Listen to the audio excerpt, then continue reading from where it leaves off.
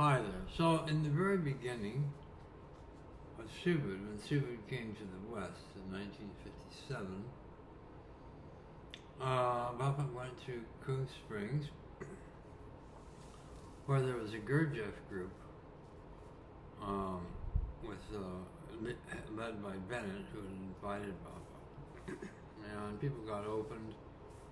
And in my experiences, any example, and I know that it is because I heard from many people that they were guided, they were moved by spiritual kinds of things. Things happened, and they found themselves meeting people that they might not otherwise meet, and they found themselves coming to subud, being drawn in and finding it, even though it was never advertised. So people got opened, and there were all kinds. If you want to read a good example of it, you can read Robion, I think Aikens was his name, wrote in those days of his being there at the Coon Springs site with lots of other people all lined up waiting to get opened by Buffett and some other people. So they got opened, and then of course the fundamental point here is that in the West we don't have much of a spiritual common structure. I mean, you can go off here among a minority of people. You can go off and become a priest or a minister. In a smaller group, I dare say, I can find a guru and so forth and so on. Not much going on. We're too involved with our material lives, our lives, physical lives,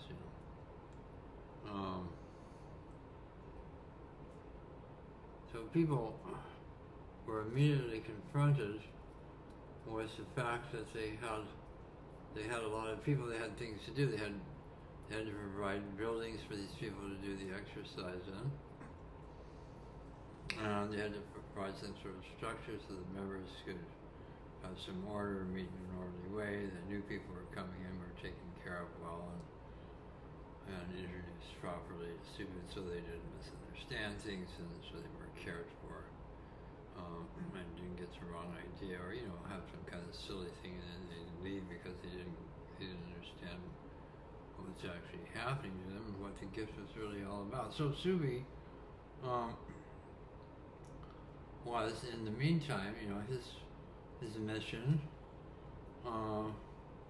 which he's talked about in various places. He had received visions of opening people all over the world, and visions of them doing Ladihan, and then also I think he was definitely called upon to give talks, wonderful talks, marvelous talks.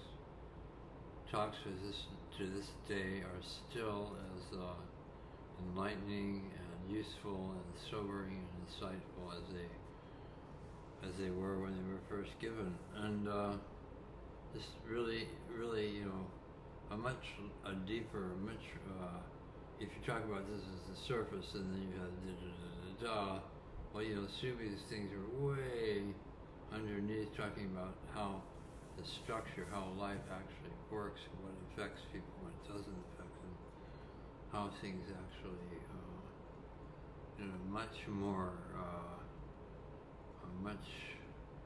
much more insightful and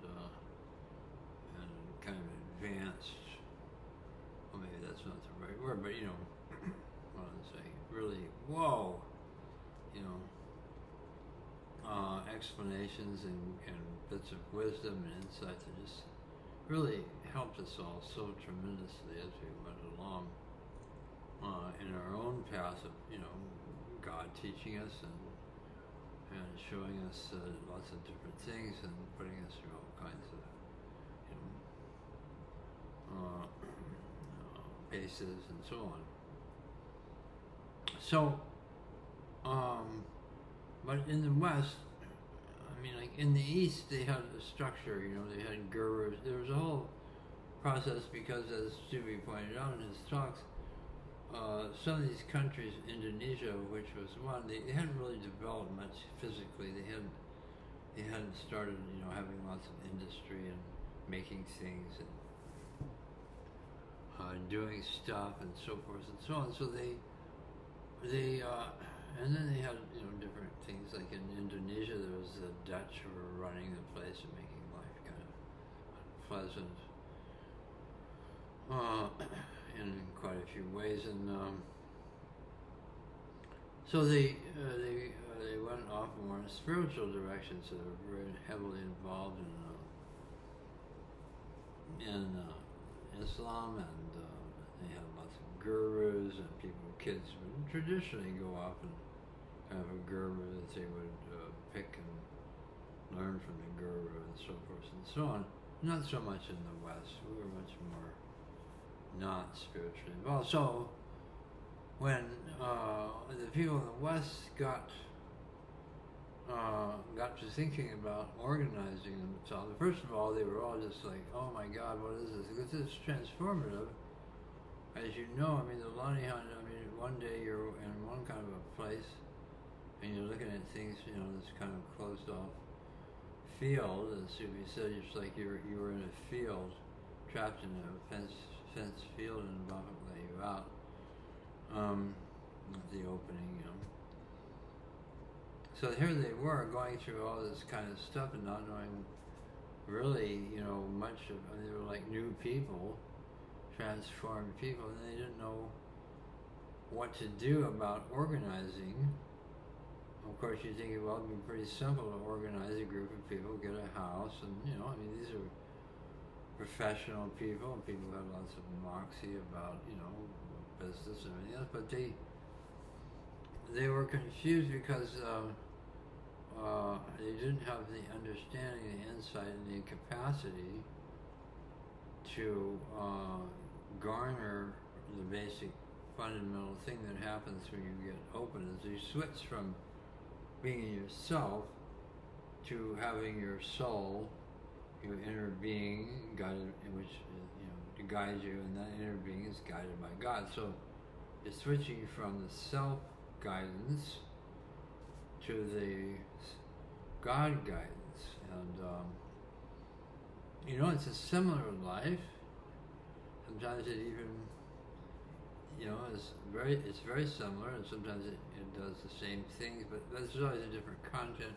But quite a bit of it is not quite the same. Not so much that you would become like a strange person in society, but just because if you've experienced it, that some things that you would normally go to, you don't go to, and some things you normally wouldn't go to, you go to, and all kinds of things that you did before, you just don't do them anymore, you do other things.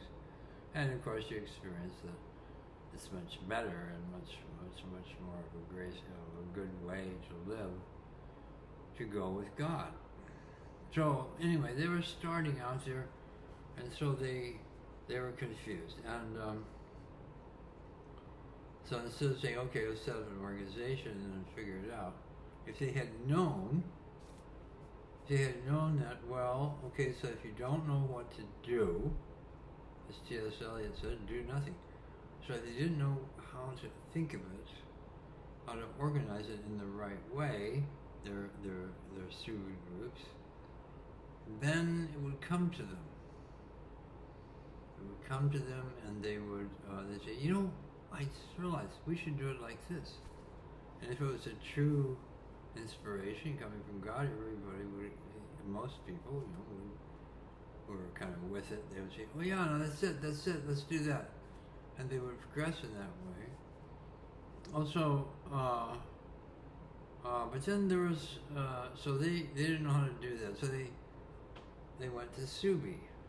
He was the master, a soul who had already graduated from Earth by his own admission, and certainly was really no question about that. I mean, he demonstrated extraordinary insight and abilities that we didn't have at all, or very little.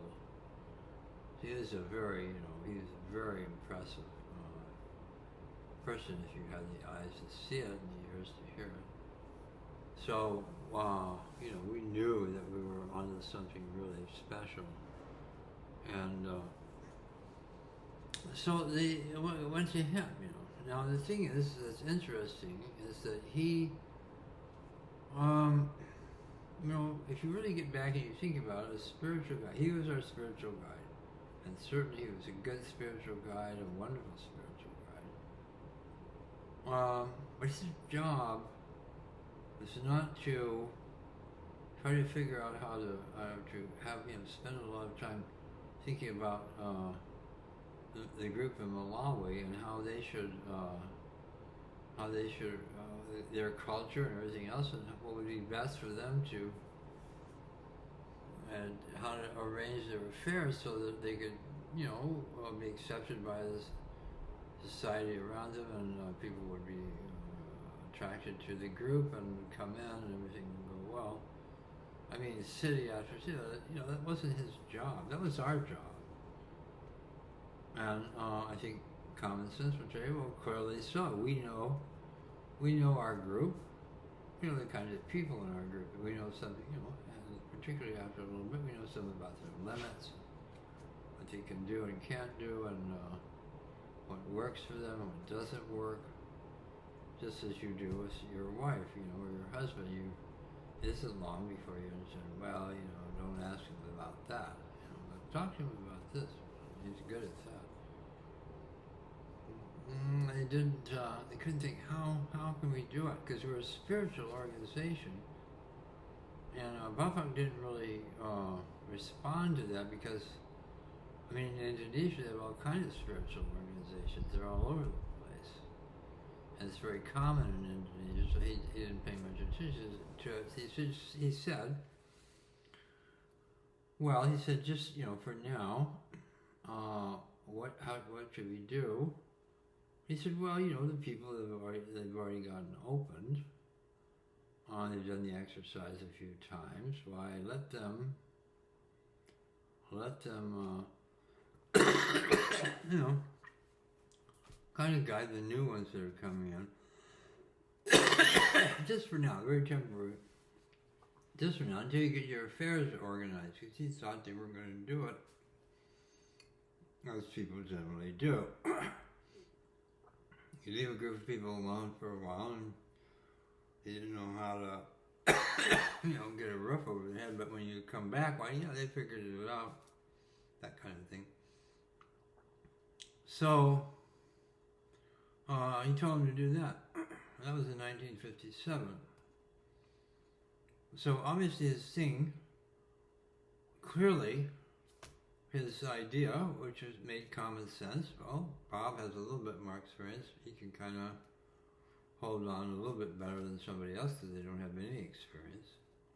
Be a little bit more, have some kind of understanding of how the process is working, and, you know, made perfect common sense. But not in the long run, because who was first called the subud? Well, there were many people who came in. Many people were called by the Almighty, and some weren't. I mean, some found out about subud for reasons of social things, or a bunch of people following guides and gurus and into a kind of a spiritual life kind of thing, but not necessarily from, you know, from whatever place. Why, they also came. And particularly Bennett, who was leading the Gurdjieff group. There was a very strong, powerful bunch of activities that Gurdjieff people do, having very little to do with subud. Well, Bennett was just, whoa, he loved subud. He was totally taken with it and got open. And so all of his people that he was leading, I don't know how many there were, they said, well, if, you know, our leader is joining this, we should join it too. And so they all joined. But whether or not they noticed that subud was like really very different from, you know, just about anybody could think of. Well, being very ordinary, smoking his Kratex and drinking his coffee, and very funny guy, making jokes, he dressed nicely. and was very caring. I mean, he was really looking after us as much as he could, but he had a lot of places to go. He could only stay in a place for so long, and he was already 57 when he came over here, or 58, I don't know. So he gave the talks, and they were recorded, mistranslated mostly. A lot of it was not very well translated. And went on to the next place. And it was like when he came to town, it was like Christmas. I mean, the whole state of the city or whatever it was just, inwardly it would be so nice. And you were living in a different world when he was there. So that was his job, which he did very well. That was his mission. His mission was not to figure out how each group should arrange their affairs. There's too many different groups. The people in Austin and the people in the Union of South Africa, they have totally different customs and think about things, as you said, in different ways because of the influence of where they were raised up and the culture they're in. So that would be not something that he would do. And so he wasn't set up for that, particularly, I believe that. So what happened? So they formed a group, and then there was a further mischief. So they formed a group, and so the people end up, in fact, looking after new members, and actually kind of, in the end, influencing, controlling the groups to a great extent, to some extent certainly, a really large extent, were the people who happened to be opened first. Which was not right, was not good, because, why wasn't it good? It wasn't good because, God called people in, because he knew that it was very well, very intelligently and perfectly planned out. So he knew that they would, they needed this, it was the right time for them, they were ready for it, they were prepared for it, and it would help them, it would be positive for them. Not because they were signaled to be the people who should look after and run the groups. No, and why not? Because a lot of those people were rather self-centered and rather selfish, and particularly, they didn't really understand much about subud, and so there were a lot of them. I met a lot of them. I know what I'm talking about. They didn't really like other people. They weren't, in the social IQ, social intelligence range, there's a range of people who are, very socially adept. And there's a range of people who are very good at, they're loving, giving, kind people that everybody loves and likes, or at least, they can help people, even if people don't know much about them. And so these people, which needed to be, the group needed to find a way to get those people to look after new members. But instead of those people, all these other people, a lot of them are misanthropes, strange people, criminals, all kinds of, because the gift is unlimited, so it went out to all sorts of people who were intelligent inwardly to some degree, and lots of them who weren't. Most of us were in a state, as to be said, by now, 50,000 years later, sort of moronic inwardly, like, well, I don't know what to do, that kind of thing. Oh, I don't know, what is this? We didn't know much. So that group of people became the de facto leaders in that group, in those various groups, all across the world.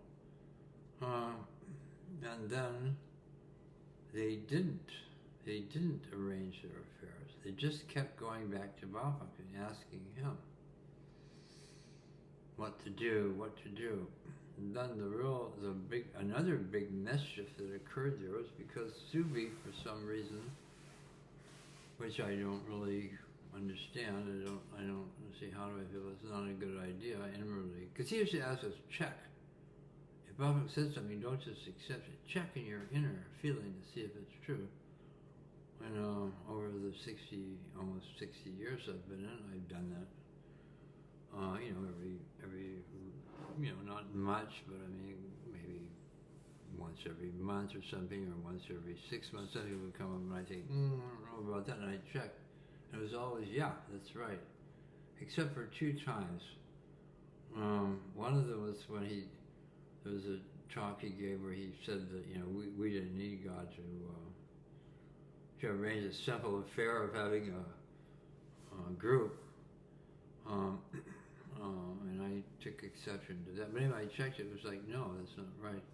That was, and he said he would make mistakes, and we should forgive him for it. He's, after all, just like the rest of us when you're on the earth, small, stupid person, man, limited, don't know much, as bright as we might be intellectually. So he did something else which caused, in the end, a tremendous amount of mischief, which is he introduced testing to the West. Could ask a question and you could receive the answer, and so they started using that for all of their kind of the groups to figure out what to do next. And he told them, well, don't test about material things, but they did anyway. And then later he pointed out that actually couldn't really test. They weren't really able to test, and they weren't really, like what he called them, helpers. They weren't really helpers. They weren't true helpers.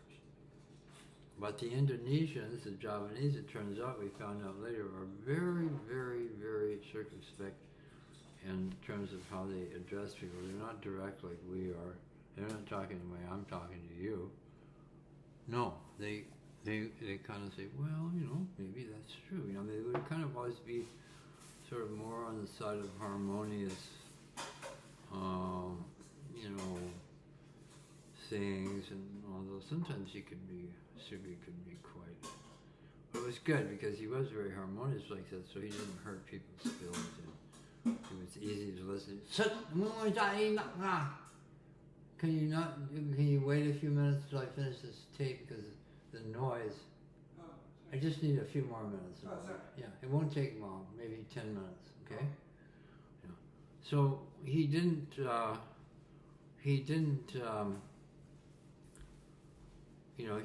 he was like that, so he wouldn't just come out and say, well, you stupid idiots, what the fuck are you doing? He would never do that, as far as I know. He could be very strict about certain things. But, so what happened was,